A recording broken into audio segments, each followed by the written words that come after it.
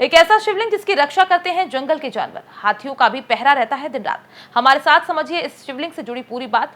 त्रेता युग से जुड़े हैं इस शिवलिंग के तार। श्री राम भी करते थे इस शिवलिंग की पूजा। यहाँ के जंगली जानवर नहीं चाहते इस शिवलिंग के पास आए जानवरों के अलावा इंसान कोई दूजा। छत्तीसगढ़ के धमतरी में एक ऐसा शिवलिंग है जिस शिवलिंग के आसपास जंगली जानवरों का घेरा रहता है। यानी अगर आपको इस शिवलिंग के पास तक जाना है तो यहाँ उपस्थित तमाम जंगली जानवरों से लोहा लेना होगा।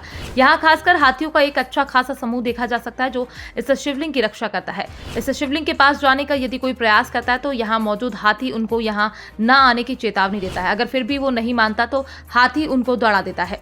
यहाँ रहने वाले लोग तो यहाँ तक बताते हैं कि जो इन हाथियों की बात न मानते हुए इस शिवलिंग तक जाने का प्रयास करते हैं उनको अपनी जान से हाथ धोना पड़ता है। ऐसा कहा जाता है कि इस शिवलिंग का संबंध त्रेता युग से जुड़ा हुआ है। कहा जाता है कि श्री राम ने अपने वनवास के दिनों में इस शिवलिंग को यहाँ स्थापित किया था और इस शिवलिंग की रक्षा का दायित्व भी इस जंगल में उपस्थित जानवरों पर छोड़ दिया था और तब से लेकर आज तक ये जानवर इस शिवलिंग की रक्षा करते आए हैं, जो क्रम आज भी जारी है।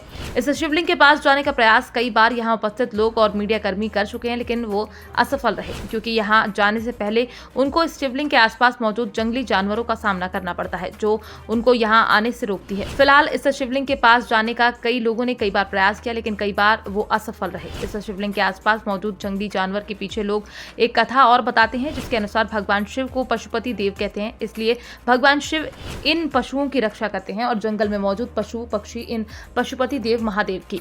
भगवान शिव के पशुपति देव नाम को लेकर ये कथा प्रचलित है कि एक बार ब्रह्मांड की सारी शक्तियों से मिलकर शिव के लिए दिव्य रथ तैयार किया। विष्णु जी शिव के बाघ और अग्निदेव बाण की नोक बने। ऋषि देवता गंधर्व नाग लोकपाल ब्रह्मा विष्णु सभी उनकी स्तुति कर रहे थे, लेकिन जैसे ही शिव जी उस दिव्य रथ पर चढ़ने लगे घोड़े सिर के बल जमीन पर गिर पड़े।